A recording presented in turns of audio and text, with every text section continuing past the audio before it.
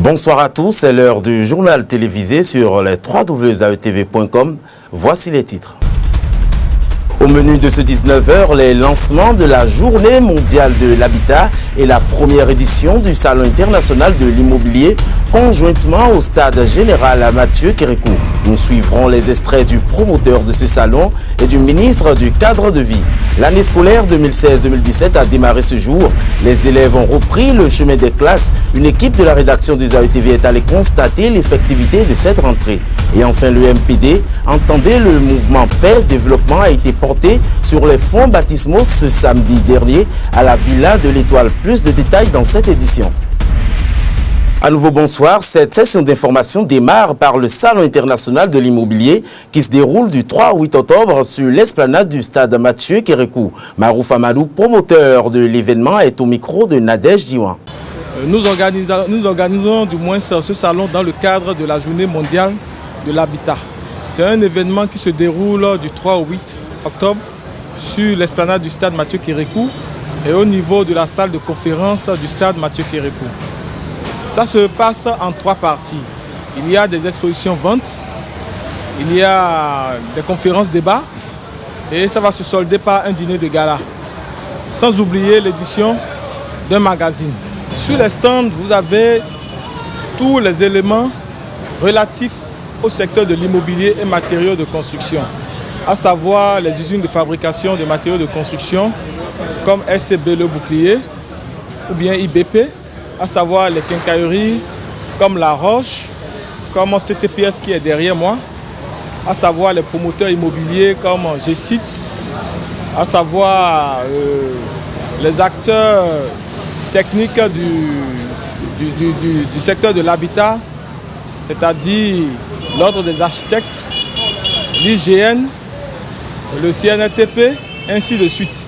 C'est un grand marché et c'est un grand lieu de business center qui permet à la population de s'informer et de faire de bonnes affaires. Nous invitons la population béninoise à faire massivement le déplacement, car pour elle, c'est une occasion de faire de bonnes affaires, de venir découvrir les matériaux locaux et les matériaux modernes. La Journée mondiale de l'habitat est célébrée tous les premiers lundis du mois d'octobre. À cet effet, sous le thème « Améliorer le cadre de vie », José Didier Tonato, le ministre du cadre de vie et du développement durable, a procédé au lancement officiel de la 31e édition de cette journée ce matin à la salle de conférence du Palais des Sports de Cotonou. C'est une exposition qui va durer une semaine, qui appuie la Journée mondiale de l'habitat, le logement d'abord. Au Bénin, nous l'avons décliné en un thème national, amélioration de notre cadre de vie, gage d'un développement durable. Et donc, ma préoccupation est de voir comment est-ce que les différents acteurs du secteur logement et habitat, que ce soit les vendeurs de matériaux, les promoteurs immobiliers, les structures du ministère, s'organisent pour participer au programme national de logement économique et de logements sociaux pour l'ensemble des populations. J'ai annoncé que le gouvernement va changer d'échelle, c'est-à-dire que nous allons produire les logements à une plus grande échelle en jouant à fond sur le partenariat public-privé. Et nous allons également améliorer considérablement les taux des crédits acquéreurs pour permettre aux Béninois d'accéder au logement. Donc mon objectif est de voir si nous avons tous les acteurs présents pour concourir à ça. Et je pense que les perspectives sont bonnes. Ça s'annonce très bien. Nous aurons un mois de l'habitat assez fructueux, assez riche, assez instructif, parce qu'il y a plusieurs communications, y compris même sur les sujets les plus récents, les plus modernes, comme l'efficacité énergétique, la domotique dans les maisons, les matériaux qui permettent de respecter l'environnement, les appareils de plomberie qui permettent d'économiser de l'eau. Tout ça sera passé au peigne fin pour permettre à ce que nous allions vers des logements plus modernes, mais également plus abordables. Voilà mes impressions sur sur l'exposition sont assez bonnes. Les écoles béninoises ont ouvert leurs portes ce jour après 3 mois de vacances. Les apprenants de la maternelle et du primaire du public ont retrouvé le chemin des classes. Fixée au 3 octobre 2016, la rentrée scolaire 2016-2017 est effective à l'école primaire publique à Kpakpa. Sylvie Kounakouinok Lahade y était et ont aussi sillonné également les établissements privés. Reportage. Nous sommes à l'école primaire publique à Kpakpa Centre. Il est 11 h. Les écoliers et les enseignants exécutent déjà le programme de l'année scolaire 2016-2017. Contrairement aux années antérieures où le premier jour est consacré au nettoyage, les autorités de ce lieu d'éducation ont pris toutes les dispositions qui s'imposent. Très tôt, on a organisé les enfants pour le nettoyage. Et juste après le nettoyage, nous sommes passés en classe et ils ont commencé par travailler. Nous n'avons pas eu de difficultés majeures ici. Tout se passe bien, pas de problème. Dans les collèges, les cours ont également démarré. Nul ne veut être en retard par rapport au calendrier scolaire. Nous avons accueilli les élèves. Nous avons eu à faire la cérémonie des couleurs, déjà à 7h45. Ensuite, les anciens élèves se sont installés. Les nouveaux ont commencé par s'inscrire. Il est souhaité que l'année soit apaisée pour un meilleur résultat. Dans les établissements privés, le constat reste le même. La rentrée est effective.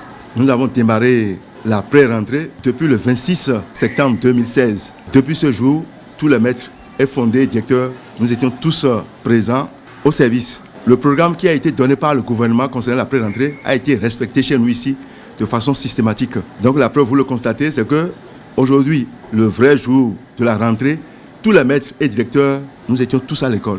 Les enfants sont dans les classes, les maîtres dans les classes et le travail a déjà démarré. Nous pouvons vous dire, à l'heure où nous vous parlons, que nous sommes prêts à respecter à la lettre ce que le gouvernement Talon a dit et que les résultats de cette année seront meilleurs, 10 000 fois meilleurs par rapport à ceux de l'an dernier.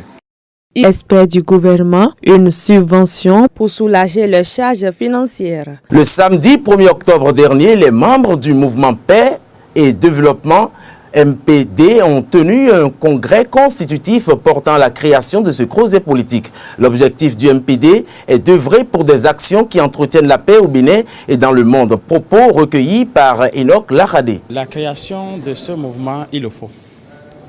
Nous l'avons pensé depuis des années et nous sommes en train donc de parvenir donc à la concrétisation du projet.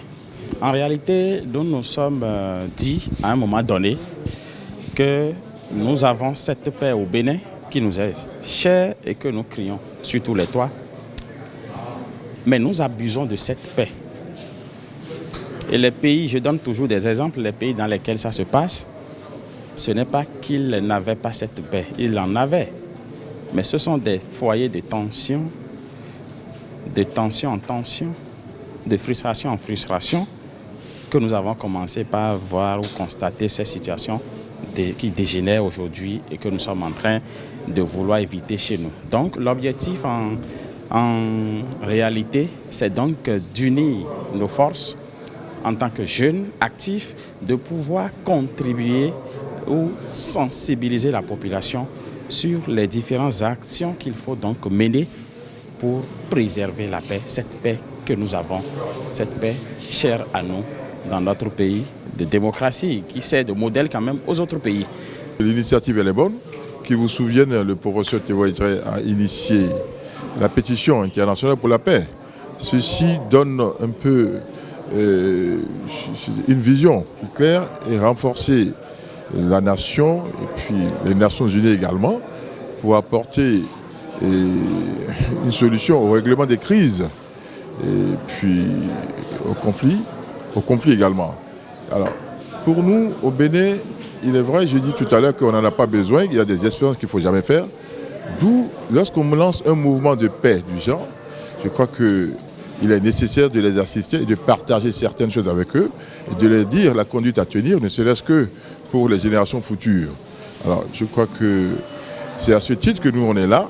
Et le professeur Théo Idré a voulu que nous soyons là et les accompagner et pour leur donner quelques notions aussi et dire que la paix c'est accompagner le développement. Alors sans la paix, il n'y a pas de développement. C'est à ce titre qu'on est là, pour leur dire que nous leur apportons notre soutien et de continuer.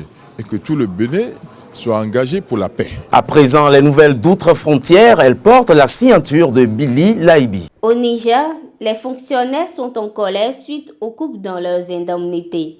Selon la responsabilité du fonctionnaire, les montants des indemnités coupées fin septembre vont de 15 000 à 60 000 francs CFA.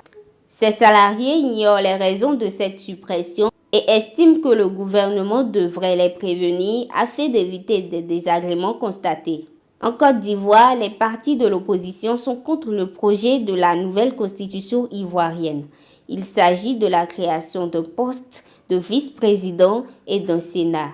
Le président du parti Liberté pour la République, l'IDE, Mamadou Koulibaly, aussi opposant, l'a confirmé. D'après le parti l'IDE, cette constitution voulue par Alassane Ouattara est un projet taillé sur mesure pour sécuriser les affaires de son clan et pour pouvoir se présenter à nouveau après son deuxième mandat. Au Sénégal, la Ligue sénégalaise des droits de l'homme se mobilise contre les carburants toxiques vendus par des fournisseurs suisses accusés d'abuser des faibles normes du continent en matière de qualité des produits pétroliers. À cet effet, cette organisation a déposé une plainte auprès de la justice et espère inciter les autorités du pays à imposer de nouvelles normes.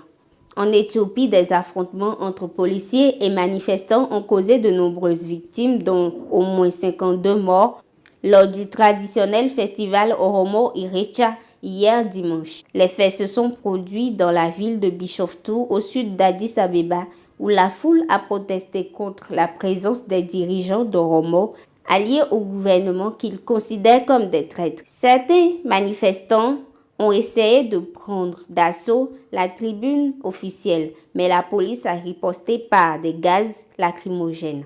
D'après le gouvernement régional, le bilan est encore incertain. Fin de cette édition que nous vous remercions d'avoir suivi sur le www.aetv.com. On se retrouve demain, même heure, même site.